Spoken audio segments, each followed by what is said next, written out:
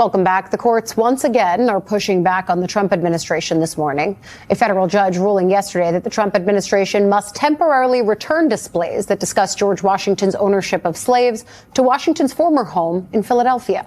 The preliminary injunction comes after the city of Philadelphia sued the Interior Department and the National Park Service after they removed the displays last month.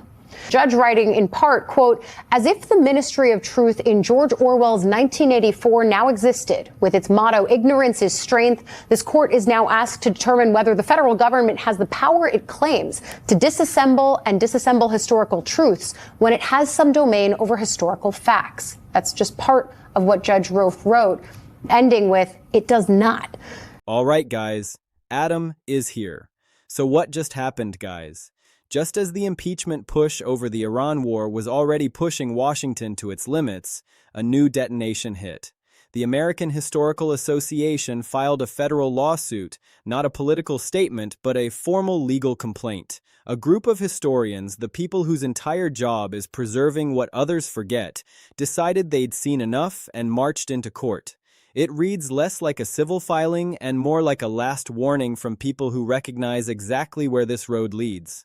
Well, it's not just what we say now. It's actually something that I was taught even when I was in elementary school, that history is written by the winners. So Donald Trump is using the executive authority, skirting the law or disobeying the law to engage in this kind of activity, the ripping down of monuments, of these plaques and narratives about America's history. But I also want to make a point that I think is equally, if not more important, that we're talking about plaques and monuments being taken down, but we also need to remember that this is also being mirrored in textbooks. This is being mirrored in classrooms with teachers and lesson plans from K-12 to higher education. So there's a lot of work that still needs to be done, but I'm glad that the judges are stepping in. What these historians are alleging is the kind of thing you would expect to read about in the final, desperate days of a crumbling regime, not in the morning docket updates of the district court. They are accusing the Trump administration of actively plotting the erasure of history, not the rewriting of history, which is bad enough, but the wholesale, systematic destruction of the primary source material that constitutes the record of a presidency. Now at 4 o'clock, in order to restore, a judge has issued a preliminary injunction now requiring the Trump administration to reinstall that slavery exhibit at the President's House site on Independence Mall. It is Monday afternoon. I'm Brian Taff. And I'm Tamala Edwards in for Sarah Bloomquist. The big story on Action News is that ruling today on the controversial removal of those panels at the President's House. A federal judge sided with the city of Philadelphia and advocacy groups who took the Trump administration to court over the exhibit's removal. They are pointing a trembling, scholarly finger at a specific memo that slithered out of the Office of Legal Counsel, a memo that contains a legal theory so brazen, so utterly contemptuous of post-Watergate reforms, that it threatens to tear the entire concept of presidential accountability to shreds. Today, the judge sided with organizations like this one protesting and the city of Philadelphia, ordering that the president's house be restored. What started as a protest ended as a celebration. I have great news. We just won in federal court. A crowd of people gathered to demand the president's house be restored to reflect the stories of enslaved people kept by George Washington, and a federal district court judge agreed. The fact that the judge granted the preliminary injunction is a tremendous victory. When I say tremendous, that's actually an understatement. It's historic. The judge ordered that panels with stories of the enslaved be put back on the walls and that the president's house be restored to the way it looked before January 22nd. That's the day the panels were taken down after an executive order from the Trump administration. The city of Philadelphia filed a lawsuit saying the government had no right to take down the panels because of a cooperative agreement between the government and the city. According to this lawsuit, the administration is now operating under the official, government-sanctioned belief that the President of the United States can simply point a finger at any document, any email, any war plan, any transcript of a call with a foreign leader, any note about the handling of classified evidence, and declare it personal property, not a government record, not a piece of evidence belonging to the people who paid for it with their tax dollars and their trust. Personal property, his to keep, his to hide, and, most terrifying of all, his to destroy. They are accusing him of defying the Presidential Records Act with a kind of bureaucratic arrogance that would make Richard Nixon blush, and they are warning us with the full weight of their institutional credibility that this is not a hypothetical legal debate. This is the groundwork being laid for a sequel to the Mar-a-Lago document scandal, except this time the sequel is designed to be bulletproof. This time, he isn't just doing it in the shadows. He is having his lawyers write a permission slip to do it in broad daylight. He is claiming that the law designed to stop presidents from covering up their crimes simply does not apply to the man sitting in the Oval Office, and the historians are suing to stop him cold. They are demanding an emergency injunction. They are waving the findings of the Jack Smith investigation like a bloody shirt. They are citing the ghosts of constitutional crises past. And they are telling the courts, if you do not act immediately, the evidence of this entire era might vanish into a shredder or a bonfire before we even have a chance to see what was in it. Let's slow down and dissect the absolute madness of what is actually being asserted in this memo, because it is a level of circular logic that would fail a middle school civics exam. Yet it is being wielded by the highest legal office in the executive branch. The Office of Legal Counsel, which is supposed to provide sober, binding guidance on the limits of presidential power, has reportedly issued a framework claiming that presidents possess the unilateral authority to withhold or destroy records by simply labeling them as personal effects. The memo argues, in essence, that the Presidential Records Act, the very statute that was erected in the aftermath of the Watergate burglary and cover-up to ensure that no future president could ever unilaterally decide to burn the tapes or deep-six the memos, doesn't actually have teeth when it comes to the president himself. Wrap your head around the insanity of that position. The law created explicitly to prevent a president from hiding or obliterating evidence is now being interpreted by the president's lawyers as a law that cannot touch the president. It is a snake eating its own tail. It is a legal Ouroboros of pure, unadulterated gaslighting. If this memo is allowed to stand as the governing interpretation of federal records law, then the entire edifice of transparency collapses overnight. Every single email sent from a White House aide's phone discussing a policy decision. Every single memo outlining the justification for a military strike. Every single record of who met with whom in the Situation Room. All of it could be classified as personal, scooped up, and deleted. And under this new framework, Trump could stand before the cameras, shrug his shoulders, and say, "Those were my personal papers. I have every right to dispose of them as I see fit." The American Historical Association is not having it. They are not just some random collection of tweed-wearing academics complaining about the coarsening of public discourse. They are a body chartered by the United States Congress. They have a statutory mandate and a fiduciary duty to the American people to ensure that the raw materials of our national story are preserved. They have standing to walk into a courtroom, look a federal judge in the eye, and say, "This memo violates the explicit text of the Presidential Records Act. It violates the spirit of the Constitution's separation of powers. And it poses an imminent, irreparable threat to the public's right to know what its government is doing in their name." They need these records, not just to write dusty monographs that will sit on library shelves for future graduate students. They need these records so that Congress can perform its oversight function right now. They need these records so that prosecutors, whether at the state or federal level, can evaluate whether crimes were committed. They need these records so that the American people can make an informed decision about whether the man asking for their trust is worthy of it. All of that hangs in the balance because Trump wants to claim that the byproduct of his official duties is actually his personal scrapbook. And let's be absolutely crystal clear about one thing. This is not a hypothetical fear. This is not a slippery slope argument. We have already seen the movie. We sat through the first screening, and it was a horror show. The Mar-a-Lago documents case was the preview. After his first term, Trump physically removed thousands of government documents, including highly sensitive classified materials, and transported them to a glorified social club and private residence in Florida. He stacked boxes of national defense secrets in a bathroom and a ballroom stage.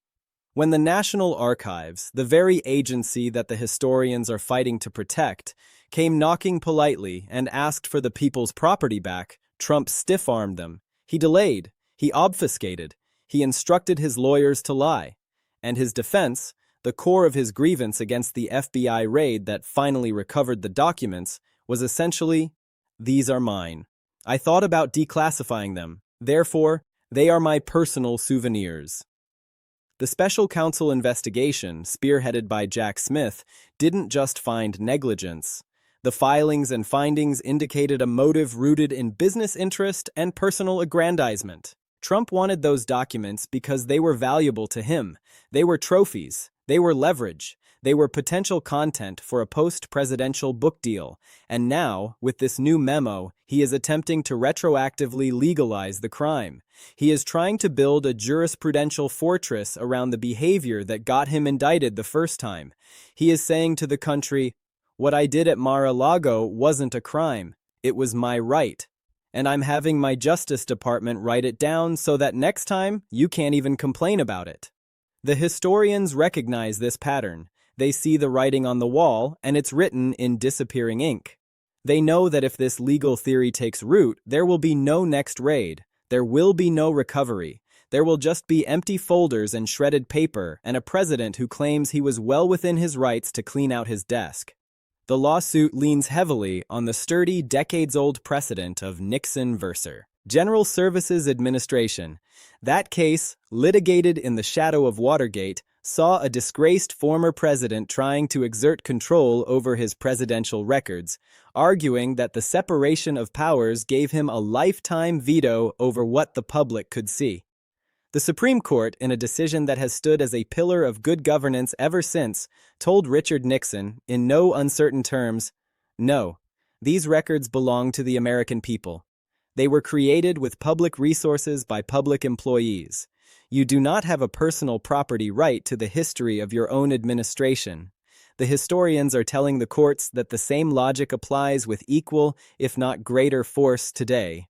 The Supreme Court already settled this argument half a century ago.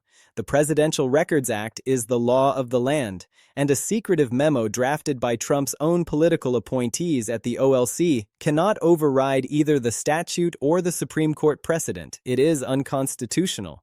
It is illegal, and it demands an immediate judicial smackdown. The timing of this legal broadside is, to put it mildly, exquisitely painful for the administration. This lawsuit did not land in a quiet period of reflection and calm governance. It landed on a day when the Capitol was already ablaze with talk of impeachment, triggered by the president's bellicose and legally dubious threats toward Iran. It landed while allies of the president, figures like Marjorie Taylor Greene, were openly invoking the 25th Amendment and questioning the president's fitness for the stresses of the job. The historian's complaint makes a direct and damning connection between the need for records and the current investigation into whether the president is waging unauthorized wars. If Congress is going to fulfill its constitutional duty and investigate whether the commander-in-chief acted lawfully in threatening military action, they need the paper trail. They need to see the intelligence assessments. They need to see the legal advice from the Pentagon and the State Department.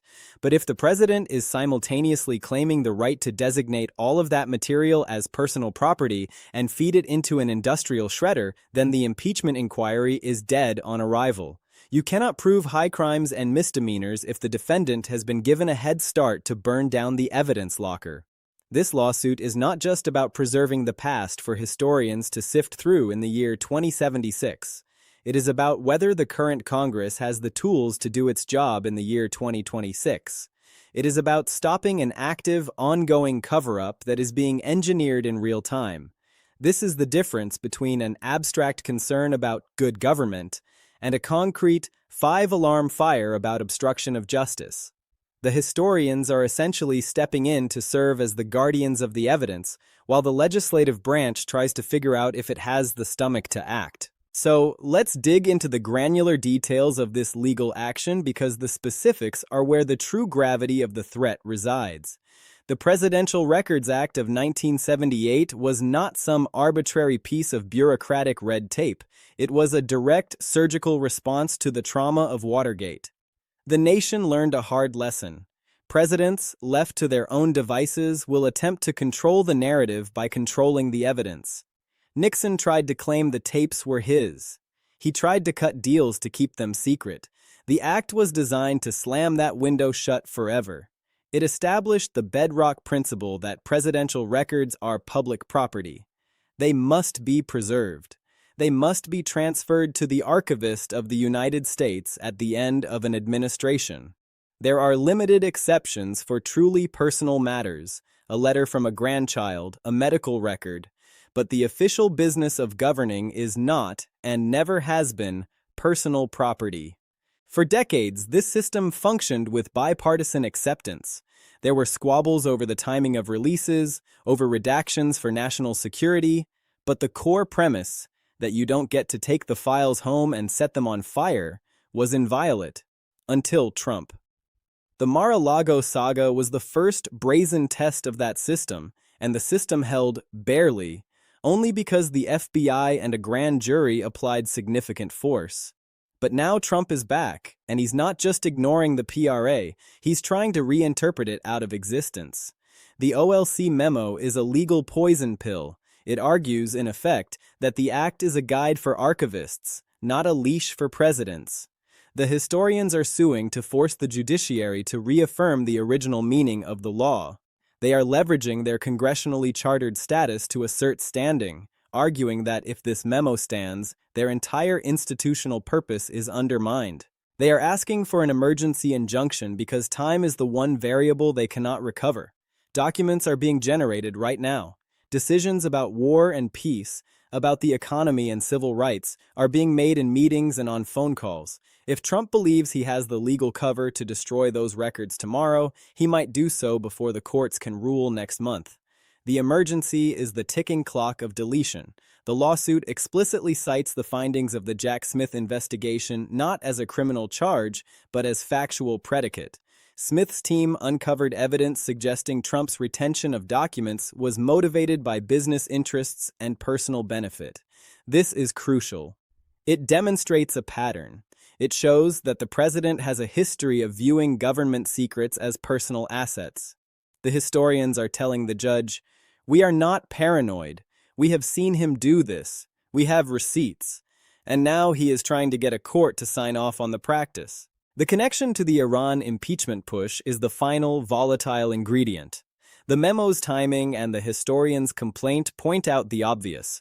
The records that might document whether the president illegally threatened genocide or launched unauthorized strikes are the very records now at risk of being classified as personal. It is a perfect, cynical loop. Create a crisis. Face investigation for the crisis. Simultaneously, issue a legal ruling that allows you to destroy the evidence of the crisis. Walk away clean. And let's zoom out for a moment and look at the broader mosaic of legal jeopardy this creates. This isn't happening in a silo. There is the voting rights lawsuit filed by a coalition of states challenging the administration's restrictions on mail-in balloting. To win that case, the states need discovery. They need internal emails showing the intent behind the new rules. If those emails are designated personal and deleted, the case becomes exponentially harder to prove. There are the lingering civil suits related to the January 6th attack on the Capitol. Plaintiffs need to know what Trump knew about the violence as it unfolded. They need to see what aides were telling him. Those records are now under the shadow of the shredder. The Epstein Files fiasco continues to simmer, with lawmakers demanding to know why certain redactions were made and who authorized the surveillance of congressional staffers. Those internal DOJ deliberations are presidential records, and if this memo is law, they are in peril. This lawsuit represents a line in the sand drawn by the keepers of the truth. The American Historical Association is not a partisan super PAC.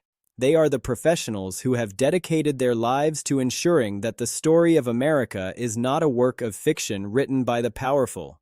They are standing up and saying that the truth matters. And they are doing so at a moment when the truth is under a sustained multi-front assault. Trump's pattern is undeniable. He resists subpoenas. He makes sweeping, baseless claims of executive privilege. He hides documents in resort bathrooms. He refuses to release the Epstein files under the guise of transparency while redacting everything of substance. He stonewalls Congress with procedural dodges that would make a traffic court judge roll their eyes. And now, the ultimate gambit. He wants the legal authority to simply make the evidence vanish. That is not governance. That is the behavior of someone who knows that the light of day is his greatest enemy. Innocent people do not build shredders next to the Oval Office. Innocent people welcome audits. They cooperate with oversight. They want the record to be clear. The guilty ones, they hide. They obstruct. They claim that the law does not apply to them. And they try to make sure the historians have nothing left to study. Let's bring this into sharp focus with the key takeaways that define why this lawsuit is a seismic event. The exposure of a fundamental assault on transparency. The Presidential Records Act is clear. Records belong to the people. Trump's memo claims they belong to him. That is a direct, undeniable conflict between the rule of law and the rule of one man. This lawsuit seeks to have the court settle that conflict in favor of the Constitution, the intersection with the ongoing impeachment crisis. This is not a coincidence. The investigation into the Iran threats requires a paper trail. Trump's memo is designed to salt the earth and ensure no paper trail exists. The historians are, in effect, fighting to preserve the evidence for the impeachment inquiry that Congress is currently struggling to mount. They are doing the work that a cowed legislative branch is afraid to do. The Mar-a-Lago precedent. We have seen this movie before. He took the documents. He lied about having them. He claimed they were his, and now he wants to change the law so that the next time, and there will be a next time, he doesn't even have to lie. He can just point to a memo and say, legal, the erosion of trust. If the president can destroy the record of his time in office, the entire concept of government accountability becomes a farce. We cannot verify claims. We cannot investigate abuses. Democracy requires that leaders answer to the governed, and you cannot answer if you have burned the transcript. The amplification of Capitol Hill chaos. We are already in a maelstrom of impeachment threats, 25th Amendment whispers, and mass protests over war. Now we have a congressionally chartered institution suing the president for trying to erase history. This is the kind of cumulative chaos that breaks political coalitions. It makes it impossible for Republicans to maintain a united front. How do you go on television and defend a president's right to destroy evidence while he's under investigation? You can't. You just have to hope the segment ends quickly. The defense of truth by historians. This is the silver lining in a very dark cloud. The American Historical Association is standing up for the empirical reality of the past. They are fighting for the right of future generations to know what happened.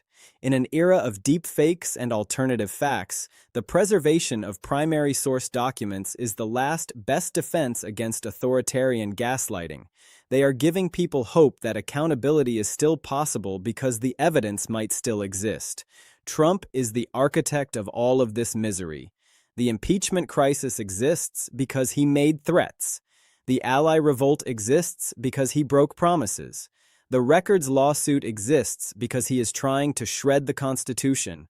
He had every opportunity to govern within the lines. He chose chaos. He chose the edge. He chose to test every limit, to push every boundary, and to insult every institution.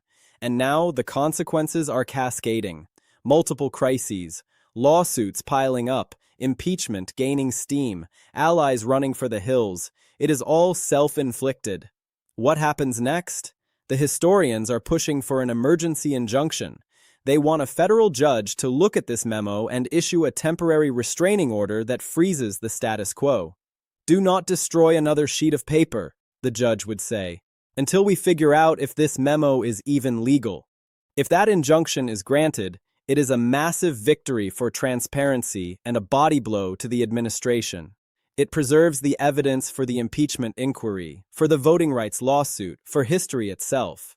But if the judge, for some procedural reason or out of an excess of judicial restraint, denies the injunction and lets the memo stand during litigation, then the clock starts ticking loudly. Records start moving from the outbox to the burn bag. Evidence disappears, and accountability becomes a mirage. Politically, this is another weight tied to Trump's ankles as he tries to swim toward the midterms.